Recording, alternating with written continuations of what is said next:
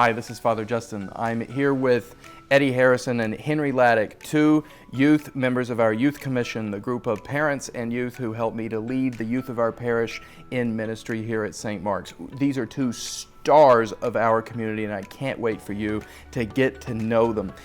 Eddie, Henry, I wonder if you might just say a word about yourselves for the group, right? I said not everybody knows you, even though they should, right? And so this is your chance to have a word with the people of our community. Start out by just introducing yourselves. Henry, why don't you go first? All right. Hi, my name's Henry Hladick. I am a freshman at New Canaan High School, and I play hockey and lacrosse. Hi, I'm Eddie Harrison. I'm also a freshman. I also play hockey and lacrosse, and I'm great at Call of Duty. That's the best. Oh my gosh. Do you play video games, Henry? Not quite as much as Eddie. No, Eddie, how many hours a day do you think you play video games? Don't worry, we're not going to show this to your mom. 2. Two? That's it. That's a pretty conservative estimate, Eddie. Yeah. You really think just 2? Yeah. Okay, so what the people at home don't know is that I was actually an esports aficionado when I was your age, and I have to say I probably played about 4 hours a day. And so it just goes to show these are two serious scholars, serious athletes who got their priorities in the right place, right? But speaking of priorities, a priority for the two of you is your friendship. I know that for a fact. You guys are really, really close friends. And do you guys want to say a word about how how your friendship has grown over the years?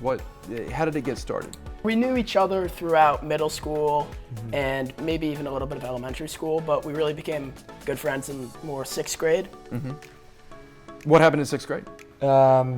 I kind of joined Henry's, lunch table, I'd say. Oh, and, man. I don't know, kind of just went from there, I guess. We started hanging out, and yeah, we became very good friends. Oh, that's awesome. What is lunch like at New Canaan High School, right? You're both students at New Canaan High School. What's lunch like exactly? What's the scene? It's a little bit chaotic. Tell us about the chaos, Henry. There's a lot of people all over the place, Yeah. many different tables, different ages.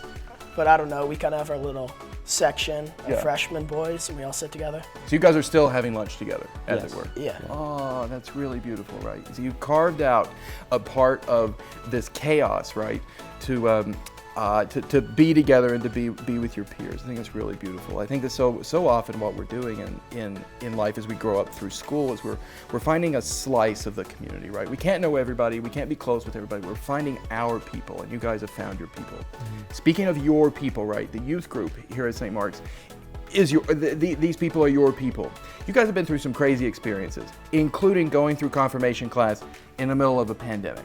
I mean, I gotta say, that was a wild, wild, wild thing, right? We were on Zoom for most of the year, and I just wonder, what was confirmation like for you during the pandemic?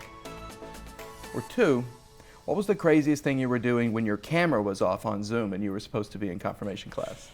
It was a little bit just, I don't know, I'd say like mellow, because we weren't able to see each other in person, which kind of affected it. Yeah. Obviously, being over Zoom, it was a little bit different than in person, and it was a little bit nice sometimes though, waking up on Sunday with bedhead and being able to tap in with my camera off, and Yeah. it was different, but I still think we gained a lot Yeah. through learning over Zoom. You know, I have to say, I think that the 8th graders this year are a little jealous that they couldn't come, they couldn't just zoom in from their beds. What was the craziest place that you zoomed in from? If I have to be brutally honest Please be here, brutally honest here. This is what the people are looking for at home. I would probably say my bathroom. Maybe there'd be something I was brushing my teeth or something, and obviously I would just be listening in on whatever you'd be saying while brushing my teeth. Really profound thoughts while you're brushing your teeth, right? I have to say, some of my best ideas are when I'm brushing my teeth. It's true. It's true. It's not a bad place to do theology. Henry, what's the craziest place you have you zoomed in from? I think one time I tapped in from the sideline of a lacrosse tournament in between games. I mean, well, I have to say, I'm really honored to be in the thick of your incredible lacrosse career in that way. You're listening to Father Justin before you go out on the field. How did that tournament turn out? Did God do you a solid, right, since you chimed in for confirmation? Is that how it went down? I think God did do us a solid. Oh, wow. You heard it here. Confirmation and lacrosse, they go together. I wonder if the two of you might say a word about what Jesus means to you. I know that your experience of Jesus is a real one, and I know that the youth of our parish experience Jesus in so many ways, but can often find it's difficult to put that experience into words. And so I just ask both of you, what does Jesus mean for you? How do you experience him? And so on. Eddie, you seem you got a thought. I'd say Jesus is shown through like the joy we get in everyday activities and activities within our community. So for me, I'd say like playing lacrosse and hockey and just going home really happy with the experiences I've made. I'd say that's kind of Jesus shining light on my life and really just making me happy with the experiences I get. Yeah. It's incredibly beautiful. Henry?